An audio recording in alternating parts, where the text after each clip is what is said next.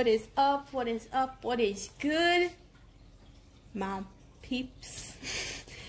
Alright, so it is the week of April 5th. I'm actually doing this on April 7th, but this podcast was supposed to be out April 5th, but had a little bit of personal stuff going on. So we're going to be talking some baseball today, and I'm expecting this to go over very, very well and very good, and I just want to thank everybody for really good feedback on my last Detroit Tigers podcast, and man, it's been a wild ride watching the Detroit Tiger organization, and I've been loving it. I really have. So let's get started. Alright, so let's talk. Opening day was last week, and very enjoyed it very, very much. Love opening day. Here in Detroit, Comerica Park, it was crazy. I love opening day. Opening day is my favorite thing in the whole wide world, and I was here. And so it was Tigers opening day. Nothing can be better than that. And you watch the whole game and you see them win is the best thing. But how did they get to this winning? Well, let's talk about Miguel Cabrera. Hits a 2-run home run. It's a blizzard outside here in Detroit, and hits a homer. Now, Miguel Cabrera went sliding into second thinking that it wasn't a homer until they told him it's a homer. And that was a really great moment in Tigers history because that is his 350th career home run with us, I believe. And just really, really good, and love Miguel Cabrera. Keep doing what you do. I actually personally met Miguel Cabrera. So, Matthew Boyd was the starting pitcher on opening day. He is looking okay. He's going to pitch again today, so I can see more of what Matthew Boyd is throwing. But is he an everyday pitcher? I mean, he looked okay. I mean, what he was throwing was pretty good, and I'm not going to doubt what Matthew Boyd was doing on the mound because it helped us lead to a win, got his first win, and that's all credit of him and his teammates that play behind him, and that's just, what we're looking for in this organization. Jacoby's double base hit, which helped us score a little bit, but also looking at Jacoby's record, he has not been hit. He went down to Lakeland and hadn't been hitting, and then comes up here and starts hitting. It was crazy. It was a double base hit, so he got on second and stole third, and had him on third, but it advanced the run to get us a lead really quick, or a run or whatever, and that was what balanced his, or I shouldn't say balanced, but above his average at 333. Is he batting at 333? Personally, I don't think so. He's been a very bad strikeout victim of Cleveland and Minnesota Twins this series around, and we'll see as time progresses on how Jacoby gets better and how he does. Miguel Cabrera, we're going to go back to this, and I don't know if anyone has noticed, but he is playing first base again. Miguel Cabrera.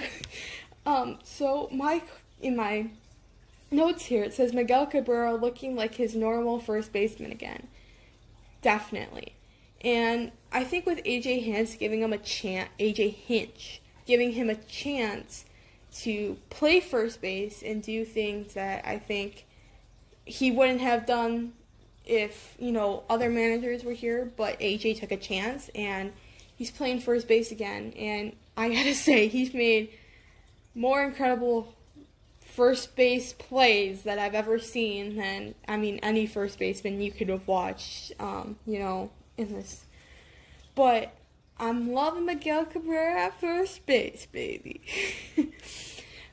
Before I get to the main idea of opening day, I want to talk about Victor Reyes' foul attempts. If you haven't seen his foul attempts, he's been doing where he'll foul tip the ball and he'll go off running, so hoping that we can get a man on base.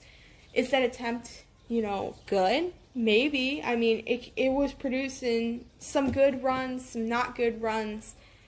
We don't know, okay, because we're not always, how do I put this, going to, when you hit a foul tip, you're not always going to, when you run to first base, get on first base. So is this a good advantage for the team? Definitely. I think that we could get some really good foul tips from Victor Reyes, and he'll go running, and if he picks up that increased speed, we'll have man on first, and we'll be going on and doing stuff. What I really want to focus on opening day for the Tigers was communication was key and is key. What am I saying when communication is key? The outfield was communicating with each other, where if it was Victor Reyes and Nomar Mazara or whatever, they would come in, the center fielder would come to the right, and your right fielder would come to the left. They would meet each other basically and have that coverage back up. Communication is key in this organization, in baseball, really. And you gotta have communication. If you don't, that's where your ball game gets messed up. And communication, like I said, is key. With Scoop and Miguel playing first and Scoop playing second, that's communication right there. Everything is communication. Whether it's the catcher is throwing to second, whatever, it is communication down to key. They have that. And they are trying to enforce communication on this team, and I think that's great because it shows in their every day that they play. It shows. So now we're going to get on to Saturday, April 3rd. I think they got the win. Yes, they did. Turan looking good, or Duran, I don't know how to say his last name. That Julio pitcher was looking on fire, looking good. I love looking at young Tigers pitchers coming up here and doing some great stuff. Really, really great stuff. And that's one there. Base hitting. Let's talk about that. Let's sit and just relax and talk about base hitting. Because that was... I cannot stress enough for this Detroit Tigers team, base hitting. They have been base hitting. They've been producing base hitting, and that's what we want. We want the base hitting. The base hitting is getting us more plays. It's getting us intact, and it's getting us these runs that we really, truly need, not a 15-6 lose. But the base hitting is what I want to say AJ is emphasizing on this organization and on this team. And if you look, the base hitting, it's every single day is base hitting. It's not, we're going to go up and hit home runs because Comerica Park is not a home run ballpark. We always know that. And with base hitting, that is the key to this team already. It is the key. And then Scope playing first base. Oh boy, if Miguel Cabrera could not play first, I would love Scope to be playing first base because he made some awesome plays at first, and it was crazy, the plays that he made at first, and it was just really, really good. Give it up to Jonathan Scope. Yeah, buddy, you're doing really good. We can get the hitting. We'll be on site. Now, April 4th with Easter. Happy Easter, everybody. I got to spend some time with my family that I know listens to these podcasts. Shout out to you guys. But I kind of watched the highlights and stuff and kind of was watching the game. They lost 9-3 with the Indians, and I seriously don't know how that was. But Skubal, Norris, Farmer, and Alexander's pitching was not the best. I'm going to say it. I've watched Skubal in spring training, and then they brought him up here. Skubal, I don't think, is a starting pitcher. I think he could be a reliever pitcher. Yeah, definitely. He can do every relief inning you want him to do. He's not an everyday starting pitcher. And why I say that is you look at it and he struggles on the mound every single chance he takes with these pitchers and everything. And with him, he's not an everyday, person. So with that being said, it wasn't the best pitching on Sunday. I'm not going to say that hey, go kick him off the team, because that's not what you want to do. You want him to see him get better, and I hope he gets better. Let's talk Nomar Mazara. Came from the Texas Rangers, I believe, and we got him, I think, on a 1-year deal. He's probably like the coolest person I've ever seen come up to bat. I don't know. He's just like the coolest person to watch. He hits a home run. Whoop, whoop. Nomar Mazara's home run that I did not see, really. And then he plays a terrific play in the 7th inning to advance the hitter that hit that ball out in the outfield to not get a triple. I mean, Nomar Mazara is your man. He's a home run hitter. I mean, who doesn't want more? Baddoo. I'm now a Baddoo fan. Call me what you wanna. Call me whatever you want. But I am a Baddoo fan. First pitch he sees on Sunday. Hits a home run. And with that, dude, he has been on fire. And just watching this player develop, we're going to talk more about him in the next 2 games, but just a really great guy, and I can't say more. So then we have April 5th, which was Monday. They wrapped up the Cleveland games and won that series. Now they're on with Minnesota, and they're actually tied. Hopefully they win today. Whoop, whoop, whoop, whoop, whoop, whoop. So we have Monday. I actually watched this game a little bit. Not a whole lot. I kind of got boring of it, and then I kind of was, because the Twins were leading 6-0, and I'm like, why am I going to watch this game when the Twins are dominating us? But I want to talk about Urena, I don't know the pitcher's name, but I have the last name. Was not looking bad. The pitcher that started for the Tigers was not looking bad, and that was, a good thing, and sometimes it can be a bad thing, but he did not look so bad on his behalf. And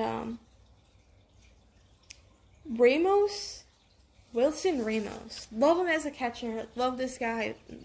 I'm glad we got a new catcher.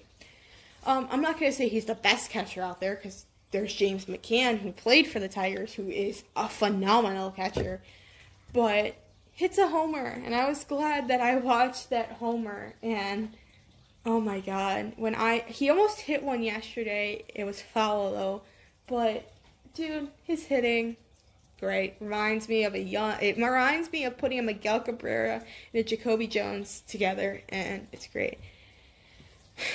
Then we have Harold Castro. If you guys don't know him, he's an all-around player. He pitches for the first ever time of his career on Monday, and that was pretty cool to watch. History may be made for Harold Castro, and watch him pitch. And I mean, he wasn't the best pitcher out there, but he got through the innings pretty quick, and that's all it takes. We're also going to talk a little Minnesota Twins right now, because we're going to talk about Nelson Cruz, Mr. Boomstick, and hit 2 home runs on the Tigers pitching, and gets a double off the Tigers pitching. Was the Tiger pitching not that great on Monday?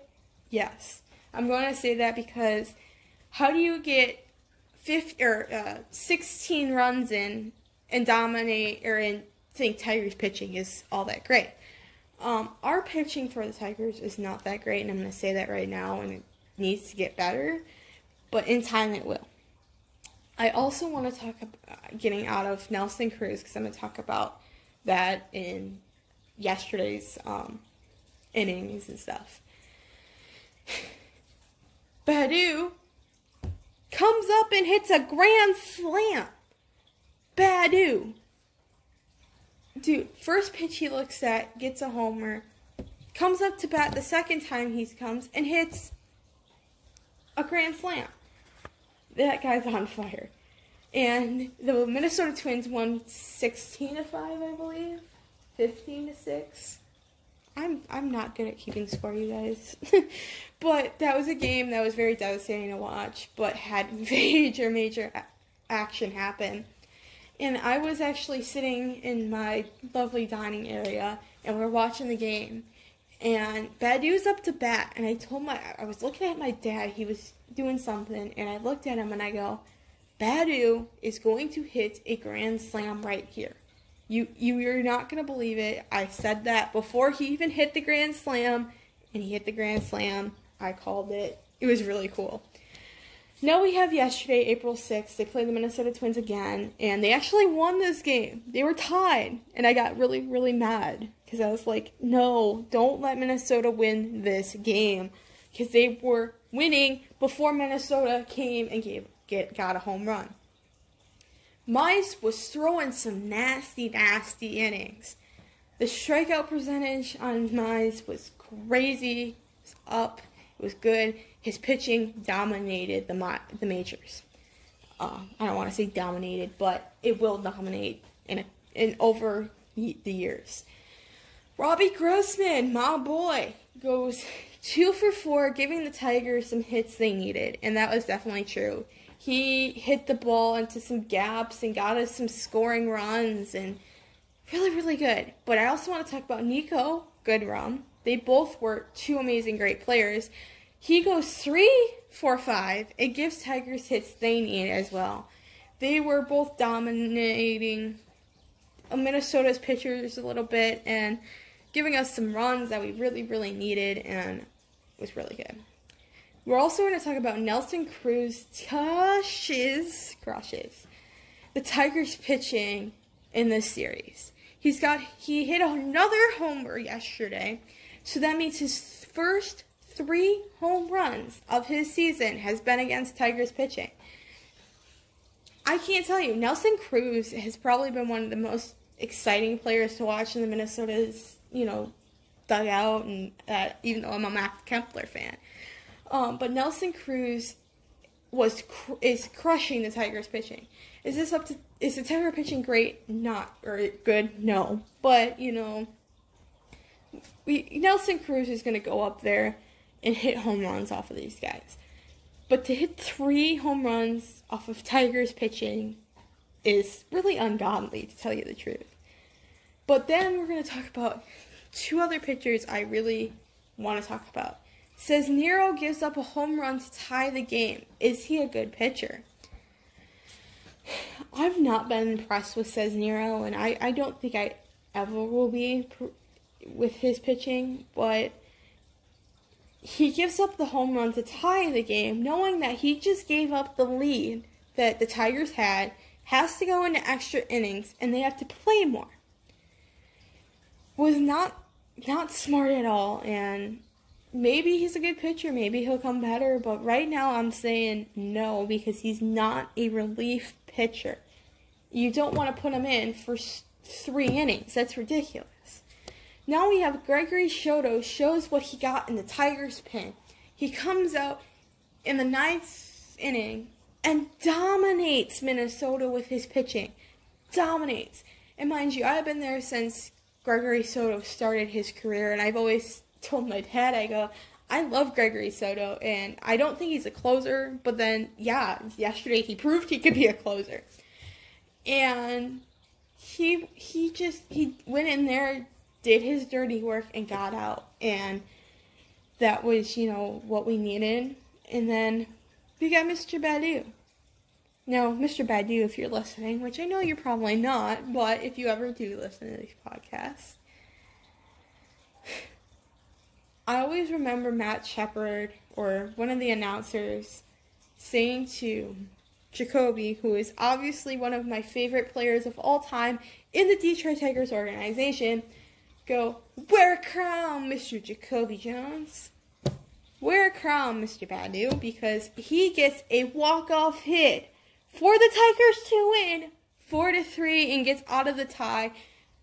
I love you, Badu. Seriously, watching that yesterday reminded me of when I was young and starting this back in 2017, 2018, when I started really getting into my baseball career and really, pursuing baseball and everything.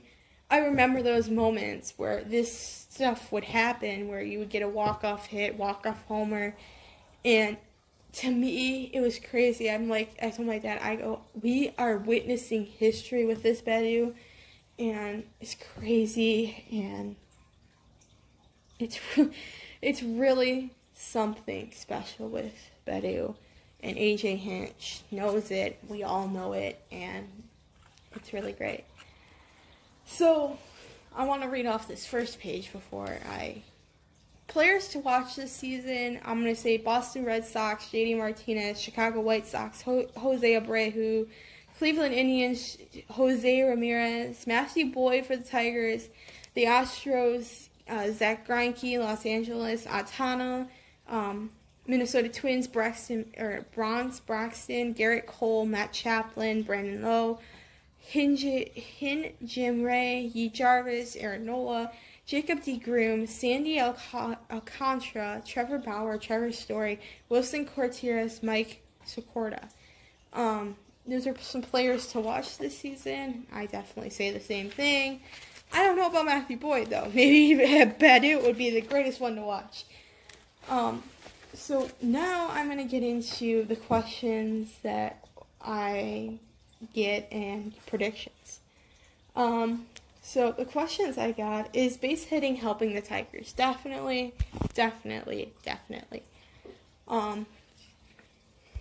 It is, and with the base hitting, it's helping us so much more than what these players think. And when they hit a base hit, you just see the expression on their face. It is so good, and I love seeing that. I love seeing history be made. What does the Tigers pitching have to offer? Not a whole lot, but I mean, they have some of these pitchers have the courage to come out there and believe in themselves and focus on the Tigers pitching and get the win. And that's, definitely what Tigers pitching has to offer. I can't say that it has much to offer because it's not the greatest, but is Miguel Cabrera back to claiming who he was in Detroit? Yes, baby. Like I told you guys, I've personally met Miguel Cabrera. I've stood next to Miguel Cabrera. You don't want to even know how that story got started. But to just meet an incredible player who is,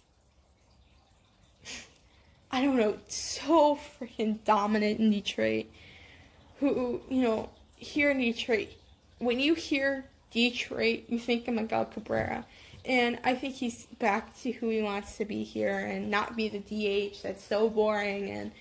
And definitely. It's defensive communication key. Definitely, like I said, every baseball organization should have defensive communication key and should have communication with their players and teammates. Does the AJ Hinch move to have all infielders play infield and all outfielders play outfield a good idea for this young team? Definitely.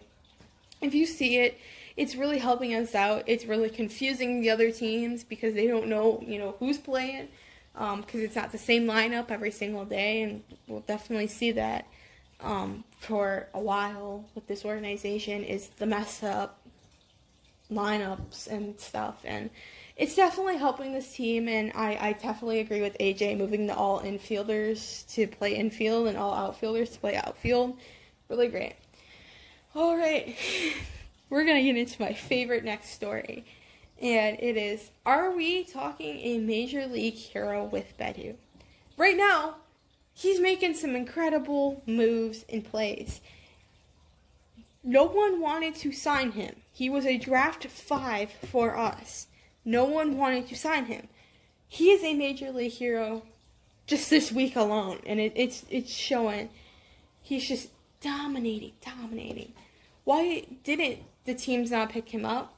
We don't know. He had Tommy John surgery last year. I think it was Tommy John's. He had some kind of surgery last year, and I believe it was Tommy John's. And, I mean, some people cannot believe when people get Tommy John's that they're not a great player. And you can see that with Michael Fulmer, because Michael Fulmer had Tommy John's too. And Michael Fulmer came out yesterday and threw some really good innings. So, from single A to the majors, I think he was ready for it. He really showed us. Baddoo should wear a crown, spoken by Matt Shepard. And what is next for Baddoo? What is next for Mr. Baddoo? What has he not done? A walk-off home run would be on the top of my list, and I would love that to happen. But sometimes it does not happen. So, what's next for Baddoo? Continues to crush each team's pitching would be great. Now we're going to get into a little bit of Minnesota. Is Nelson Cruz crushing Tigers pitching with his first 3 home runs and 1 double coming from Detroit pitching? Yes, it is. Like I said, when I was talking about Nelson Cruz, I was talking about those runs. Tigers pitching's not the greatest, and it's not going to be for a very, very while. And Nelson Cruz crushing Tigers pitching, it's probably dominant. You're probably going to see it, and you're going to see it more and more and more. But to get his first 3 home runs off of them, not what we want to see. Just saying. Was it a good idea for manager AJ Hinch to bring up young Tigers prospect Casey Mize? Definitely. He threw really great innings yesterday, and he also, got very good strikeouts. I mean, really, really good. Is Jose Sanero a good relief pitcher out of the Tigers' pen? No. I seriously, to the point, I don't see why they signed him and why they signed him to this contract, because it's like every time he goes out there and pitches, I just sit there and get very frustrated with this, and I might take time for him to become a better pitcher. I understand that, but right now it's I don't even want him on the mound. Have him throw some practice bullpen, but not this, because it is not doing us good. He's giving up runs to the other team besides helping our team out. Gregory Soto. Is he our next closer we're looking forward to Detroit pitching? Definitely. I think if AJ was listening to me right now, he would say, I would be like, hey, AJ, Gregory Soto, your next closing pitcher. Yesterday he proved to us what he had, and, doing this, and really, really great, and the closing pitcher is just phenomenal. So my predictions, we have April 9th through the 11th, we have today's game, hopefully a win, hopefully they win this series, that would be wonderful, because there is second place here in the AL Central. I've never seen them in second place. This has been great. I saw them in first with the Cleveland series, now they're in second. I have not seen this. But the April through the 9th versus Cleveland away, I believe the Tigers can and will win the series. Cleveland has nothing without Lindor and has not been a great team after the trade with Lindor. Yes, they got that 9-3 lead on Easter, but if you look at Cleveland, they're just nothing without Lindor, and I believe that, and I can say half of that is from that. So we have April 12th through the 14th, and yes, I know I probably will not make a podcast till later in the week. So there is also the athletic games that we'll talk about, and I'll do my predictions in the next podcast for the athletic games that they're playing. So April 12th through the 14th, they're versing the Astros away. I also believe the Tigers can win. Now, see, I can put can in big letter words in front of you. I definitely would. Can, not will, can win this series. The Astros have got a great team, but have lost some parts of their team. They can lose to many mistakes, and with the new Detroit team. The new Detroit team can come out and crush them, or they can lose pretty bad for the Astros. That's why I said they can win the series, but without this some lost parts of their team, who are you going to rely on? So I have some other predictions. I think Tigers pitching will dominate over the teams that they play. They will learn a lot and know how to fix mistakes that they've made, and try it with these, and fix them while they try it with these teams. Baddoo is going to continue and dominate and prove what prove to us what he has in the system and shows us he can make it in the major successfully. And we are going to see a lot of players move around the infield and outfield to fit dire needs against the Astros and win games. I also think with Cleveland, that's the same thing. That's how we're winning. But that is really kind of all I'm going to talk about with Detroit. But after this, you're going to watch some videos sponsored by my lovely guy. I don't know his name, but he is good with all my little baseball news, because we always do. We talk about Detroit and what Detroit's doing, and then we also talk about what's going on in the MLB. So I don't know if you ever heard of this name. It's not confusing for Detroit Tigers fans, but Nick Castellanos. I'm a big Nick Castellanos fan, and I was when he played here 9 years for the Tigers. I was a big, huge fan of Castellanos, and I was so sad to see him go. But then he went on to the Cubs. Now he's with the Reds. And then he was going to get traded somewhere, but then he stayed with the Reds, and it was crazy. He has now got a 2-game suspension. Now, mind you, I know Nick likes to fight a lot with, pitches being called and blah, blah, blah, blah, blah. The 2-game suspension he should have never got. They were playing the St. Louis Cardinals, the Cincinnati Reds. And if you watch the video, I'm going to leave it at that, and watch the video and see that the play that he made, or the thing that he is getting suspended for, is called ungodly to the MLB. And I really blame the MLB for this, because he should have not got a 2-game suspension. He really did not do anything to... He didn't throw a fight. He didn't throw a punch. He didn't start to brawl.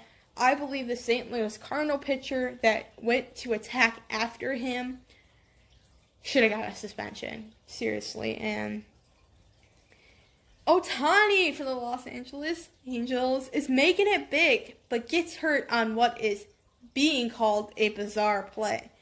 You can literally Google Ohtani's getting hurt on what's being called a bizarre play and look at it, and it's really weird, because he went to, there was a player coming home at first, and he slides under the player, and he was called safe and everything, but he did get injured from that, I believe, and it was crazy. The the Washington Nationals season hasn't even started yet. I think it has, maybe, I don't know. But it has not started due to COVID protocols, because they have had a lot of COVID go around their system. They've also were supposed to play the Mets, and the Mets started playing another team. And they actually are the last time I checked, they were 0-1. The Mets are the awesomest team out there. Come on, you gotta get a win, you Mets. So the Braves are moving the All-Star game. It's actually going to be in Colorado this year. They were supposed to be in Atlanta, which went crazy, because I remember it being in Atlanta a couple years ago. Or no, it was somewhere around this AL Central, or East, whatever you want to say. But the Braves are moving the All-Star game to Colorado. All right. So now we're going to talk about Francisco Lindor's deal with the Mets. Not coming back to Cleveland anytime soon. So Cleveland is very, very stuck. Francisco Lindor signs to a 10-year deal with the Mets for millions and millions and millions of dollars. Was it worth it? I hope not. But the Mets are looking really good with Lindor and Pete Alonso and everybody. It's just, that's a great team. Great team to watch. Then we have my favorite team, if it was not the Detroit Tigers, the LA Dodgers. Who cannot, I love LA, I love both teams, but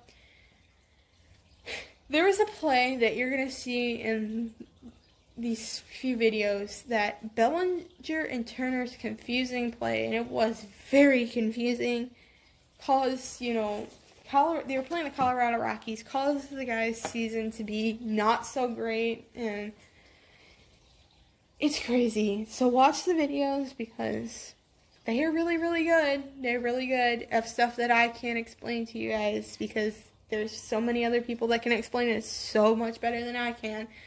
But stay tuned next week. We're going to talk about the Minnesota game today, the Cleveland away games, and the Astros games, and what is happening. And we'll also talk about Cleveland a little bit more, maybe, if there's anything like Nelson Cruz that comes up.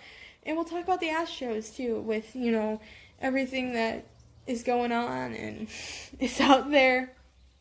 But with this podcast, I hope you enjoyed it. I hope you enjoyed everything that I've been doing and watching and doing for your guys, because that is crazy. I've watched every single freaking Detroit Tiger game I possibly could have, and has been typing on the computer for literally days now, and I hope you enjoy it because I sure enjoy talking about it, because I love talking about it, love writing about it, and it's great. So I hope to see you guys next week where we talk about more Detroit Tiger stuff, more MLB, and I'm going to leave you off there.